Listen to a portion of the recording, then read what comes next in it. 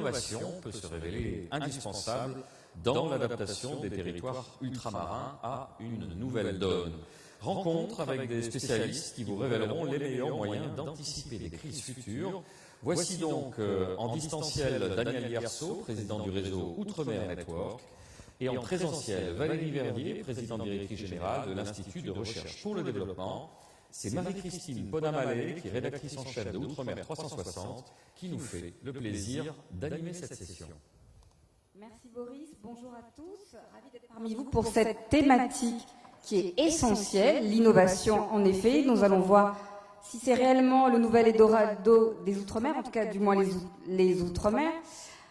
On l'a rappelé à de nombreuses reprises tout au long de ces différentes tables rondes, le fameux SWAC, innovation qu'on trouve en Polynésie, notamment dans 2 hôtels et un hôpital qui utilisent l'eau de mer pour réfrigérer ces complexes. Réuniwatt, entreprise réunionnaise, un des plus gros trackers solaires qui équipe les plus grosses centrales solaires du monde. D'autres tables rondes ont cité évidemment des exemples d'innovation. Exotata, on peut parler également de Torscal, une entreprise qui utilise des nanoparticules pour lutter contre le cancer, par exemple, et utilise des plantes endémiques de la Réunion. On peut en citer bien d'autres innovations. On peut aussi citer de nombreuses premières mondiales qui ont lieu en Outre-mer.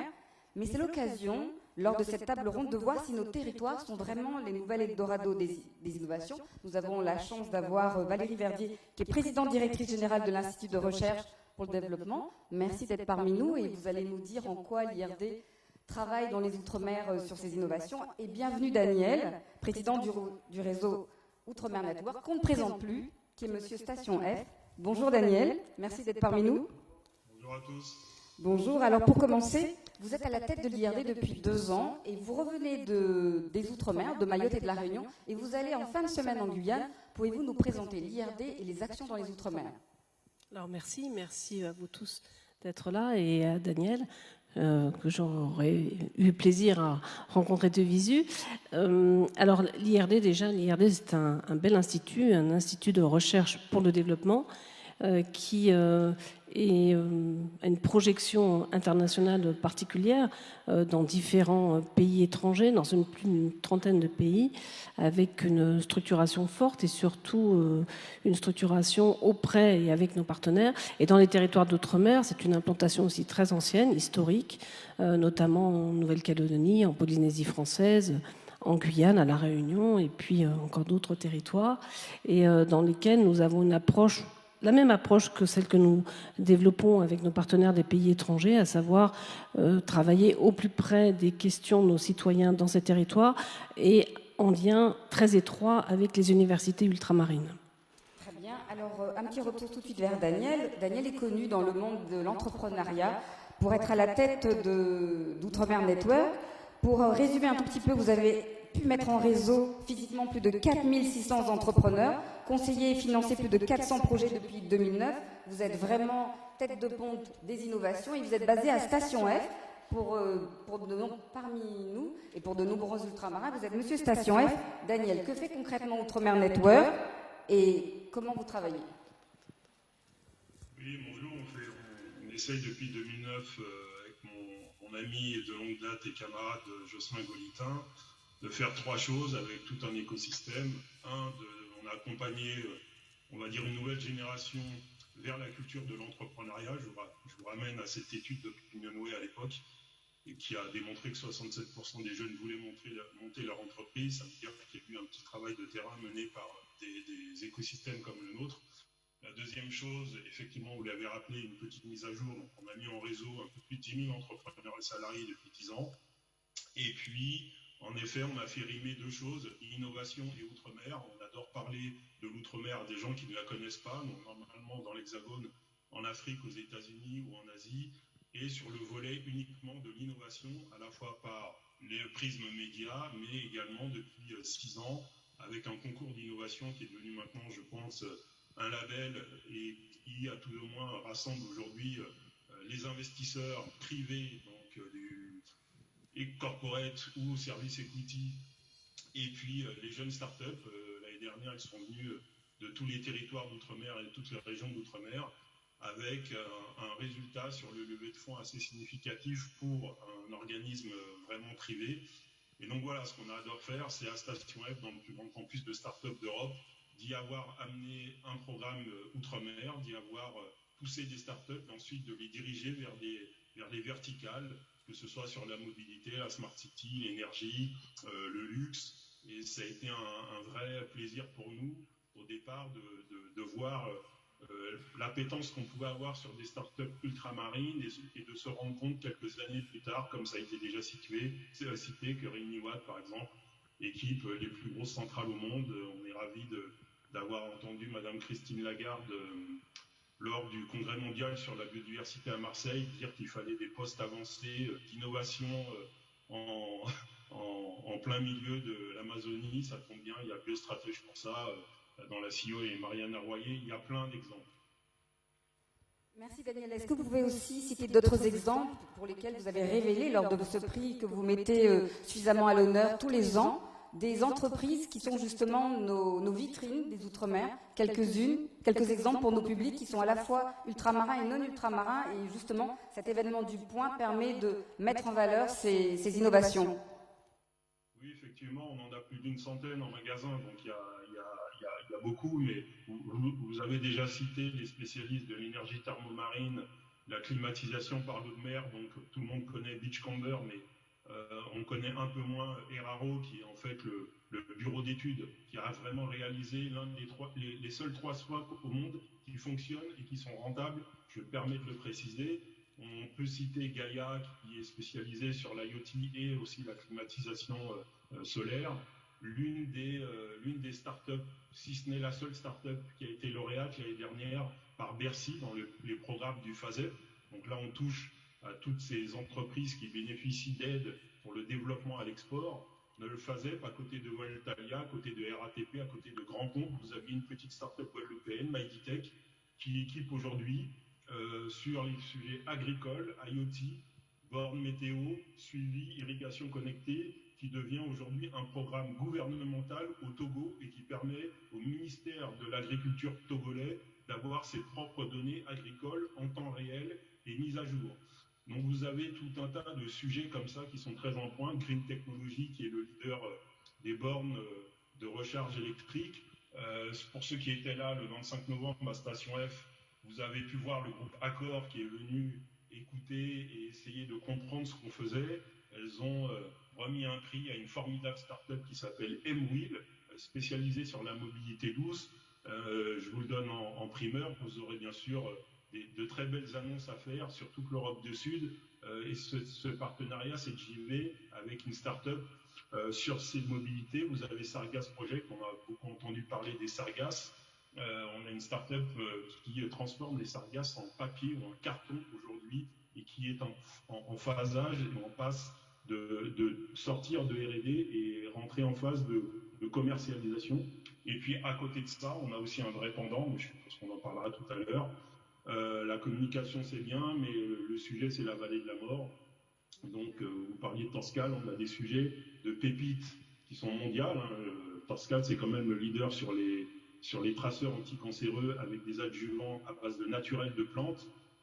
Si aujourd'hui on a du mal à trouver du financement, ce sont typiquement des champions qui vont passer sous pavillon chinois demain. Parce que si la France ne croit pas en les Outre-mer, je peux vous dire qu'il y a des gens et des entités étrangères notamment qui sont ravis, qui regardent ça, notamment dans leur stratégie de route maritime de la soie. Nous, ça fait 3 ans qu'on a beaucoup d'investisseurs chinois qui viennent, et également beaucoup d'investisseurs israéliens.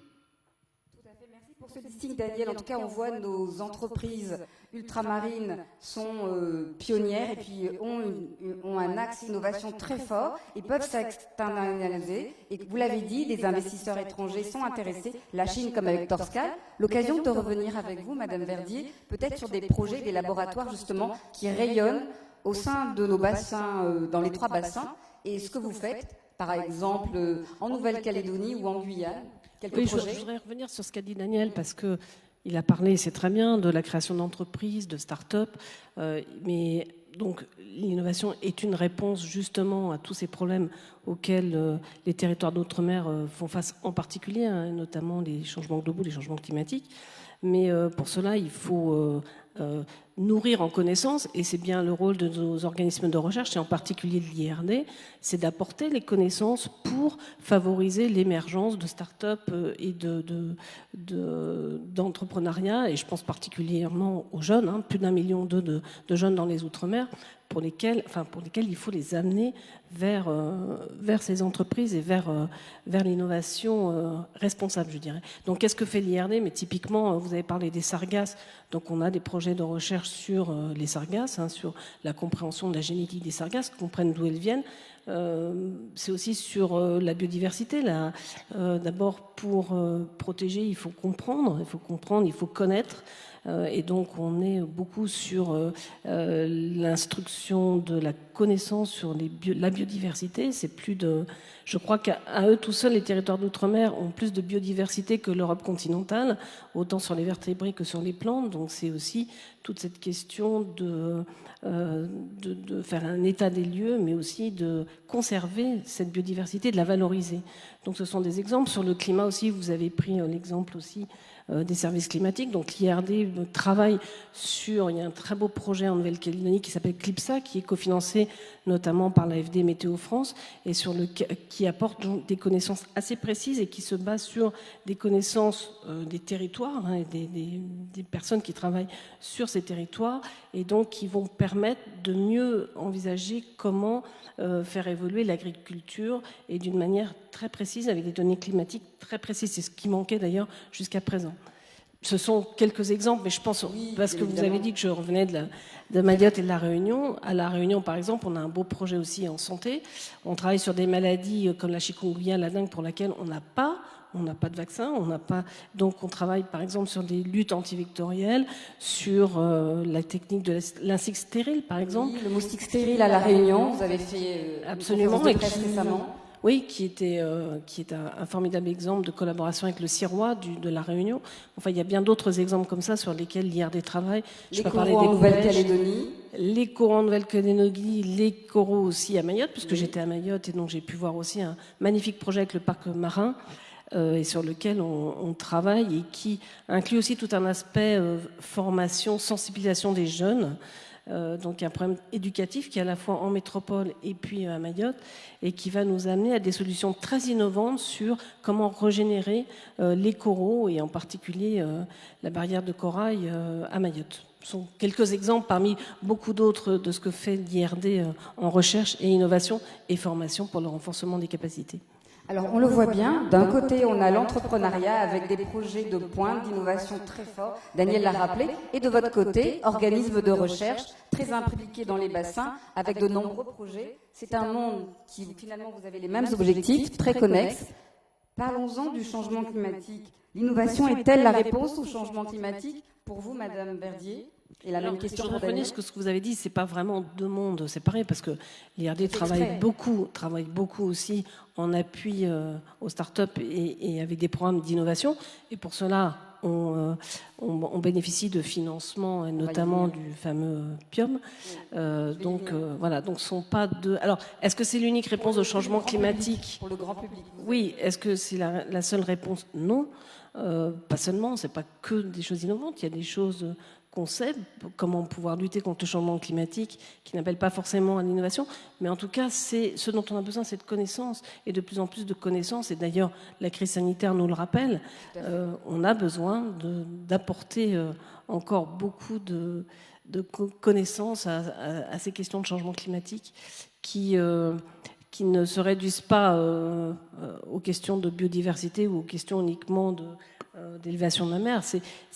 C'est tellement connexe, tous ces problèmes de changement climatique, et surtout, ce sont des nexus. On l'a entendu tout à l'heure, le rôle de l'océan est important, la biodiversité, le climat. L'IUCN nous a montré, le grand congrès sur la nature à Marseille, nous a montré combien biodiversité et climat étaient indissociables. Tout à fait.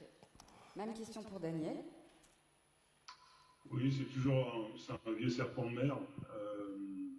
Est-ce que l'innovation peut nous aider à résoudre les problèmes climatiques, ou est-ce qu'il est lui-même facteur de problématiques?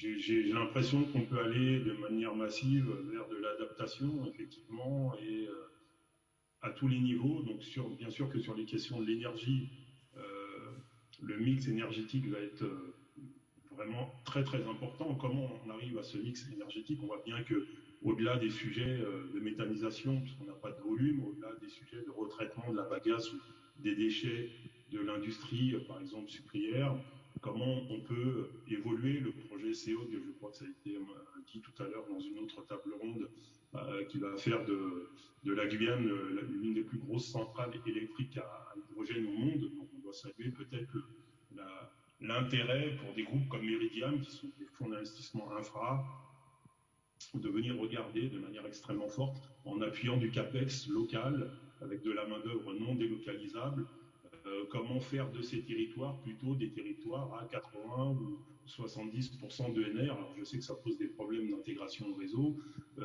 mais peut-être là, y a-t-il des gisements à trouver avec des FSEI pour un mix énergétique vraiment opérationnel. Et puis, l'énergie ne fait pas tout, la consommation, comment on va traiter ou recycler nos déchets. Est-ce qu'on va pouvoir aller sur des modèles qui ressemblent au village de Kamikatsu au Japon? Est-ce qu'on va avoir une intelligence collective industrielle? Je renvoie au projet Comet à l'époque, sur le traitement industriel des déchets en circuit court, sachant qu'on a des vraies problématiques de déchets. Je rappelle que, par exemple, en Martinique, tout le monde voit un peu la problématique du plastique. Est-ce qu'on va pouvoir y adosser des technos comme Earthquake aujourd'hui, qui cartonne, qui veut s'implanter en Polynésie, qui va s'implanter en Afrique, pour refaire du liquéfié à partir du plastique, même si ça ne touche pas tous les plastiques? Est-ce qu'on va revenir sur des sujets, vous l'entendez très bien, tout à fait, sur le circuit court à partir de l'agroalimentaire, pour diminuer son empreinte environnementale sur uniquement le taux de distribution en venant de l'Europe? Ça commence aussi par des habitudes alimentaires au dernier kilomètre. Et donc ça, pour moi, la tech, c'est aussi ce qui réconcilie la tradition et le numérique. Il n'y a pas que...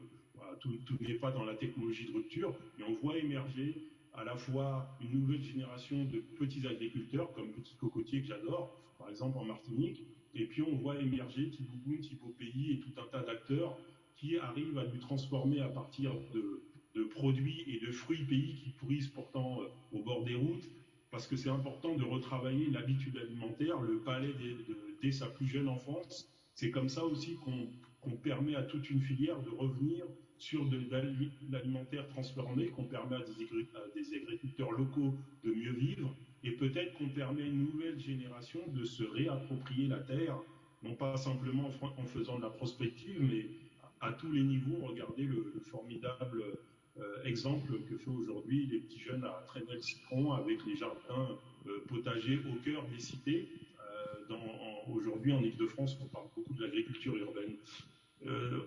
Je pense qu'il y a un gisement énorme, même s'il y a eu des essais, mais là, passer en phasage industriel sur l'énergie thermomarine des mers, c'est un vrai sujet. La différence de gradient entre les eaux profondes et les eaux de surface pour créer un choc thermique et de l'électricité. Comment coupler et réconcilier l'agriculture et l'énergie, avec les exemples comme Akio Energy avec les serres photovoltaïques, et éviter de faire uniquement du plein champ si on fait du photovoltaïque et mettre plutôt du toiture. Peut-être pourquoi ne pas travailler aussi sur les cellules photovoltaïques de 4e ou 5e génération. Donc oui, il y a énormément un énormément de gisements à trouver, et puis les habitudes de locomotion. Alors ça, on est carrément dans aussi de la psychologie, parce qu'on est encore sur des habitus de la propriété. Qu'est-ce que c'est que d'avoir son propre véhicule? Qu'est-ce que c'est d'être sur des moyens de locomotion partagés? J'en discutais avec un élu, je vais éviter de dire de quel territoire, qui me dit, mais Daniel, tu sais, moi, c'est aussi un moyen de représentation. Et imaginez une start-up qui va commencer à vous dire, ben, demain, il faut disrupter, peut-être qu'on n'a pas besoin d'avoir 5 véhicules dans une famille. Bon, ce sont des vrais sujets. Et en même temps, il faut donc, je crois, allier les deux. Ça joue aussi sur la civic tech, ça joue aussi sur une nouvelle génération avec des habitudes, puisque on peut aujourd'hui travailler depuis n'importe quel territoire ou région d'outre-mer et avoir des clients dans le monde entier. Donc à partir du moment où on prend conscience qu'on peut créer de la valeur ajoutée à partir de son territoire, Peut-être qu'également on peut comprendre que de son territoire, on peut devenir un exemple absolument formidable pour monter en compétence sur les ENR et avoir un savoir-faire qu'on peut vendre dans le monde entier. Les irrigations connectées de manière naturelle sans IoT, Aqualone, qui est une superbe boîte en Nouvelle-Calédonie, enfin, qu'on avait suivi à l'époque, voilà, nous montre des exemples typiquement qui fonctionnent, qui peuvent ensuite se démultiplier partout dans la sous-région, mais aussi dans le monde de manière formidable. Merci Daniel. Alors on voit là fabuleux potentiel, en tout cas des créations de filières. Et vous-même, vous l'avez cité un certain nombre d'exemples. On va parler peut-être du nerf de la guerre. Parce que pour tout ça, il faut quand même de l'argent. Alors est-ce que vous ne souffriez pas un petit peu d'un manque de moyens? On le sait, le ministère des Outre-mer, l'État, la Banque des Territoires et d'autres institutions apportent des investissements, en tout cas mettent en place des appels à projets, le fameux PIOM, vous en avez parlé, ou vous-même, vous mettez en place des appels à projets. On le sait, dans de nombreux territoires des Outre-mer, de plus en plus, des propositions se mettent en place avec de nombreux acteurs. Est-ce que tous les deux, vous pensez qu'il manque de l'investissement ou le nerf de la guerre, l'argent? Un chercheur vous dira, surtout en tant que dirigeant d'un institut de recherche, on vous dira qu'on n'a jamais assez d'argent à la fois pour la recherche, pour l'innovation, pour le renforcement des capacités, parce que c'est vraiment notre rôle aussi dans la société. Je voudrais juste revenir un moment sur ce que dit Daniel, sur la projection de nos territoires. C'est très important aussi, l'IRD aussi projette à partir de ces territoires ultramarins sur les pays de la zone. Et c'est très important aussi de pouvoir exporter ce savoir-faire que nous avons dans les territoires, mais aussi d'attirer nos partenaires et nos partenaires étrangers sur ces territoires. Donc c'est ce que s'emploie aussi à faire l'IRD. Je pense à un exemple en particulier en Guyane, où on a et aussi en Nouvelle-Calédonie d'ailleurs, où on a 2 herbiers fantastiques qui sont des collections impressionnantes de plantes qui ont été collectées sur plusieurs décennies et qui attirent des chercheurs du monde entier. Et ce sont des choses qu'il faut qu'on valorise mieux. Il y a peut-être aussi là, dans l'innovation, des choses à aller chercher. Pour revenir sur le nerf de la guerre, oui, bien sûr. Alors, c'est pas moi qui le dis, hein, c'est la Banque de France et puis ma collègue qui était là juste avant moi.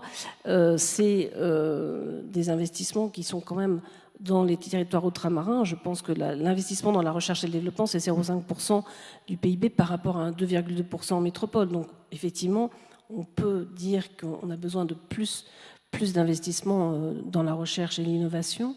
Ceci dit, on a quand même beaucoup de belles opportunités, notamment, et je le dis pour mon institut, dans le cadre de la loi de programmation de la recherche, qui nous a apporté beaucoup plus pour faire mieux dans la recherche et l'innovation. Il y a aussi le PIOM, on en a parlé, sur lequel l'IRD est bien positionné, les programmes du PIA 4, du plan d'investissement, et France Relance aussi. Donc il y a des opportunités. Il y a aussi des opportunités à l'Europe. On rentre dans la PFUE et là aussi, je pense que c'est notre rôle d'aller mieux porter la voix des territoires ultramarins à l'Europe et d'aller chercher ensemble d'autres financements.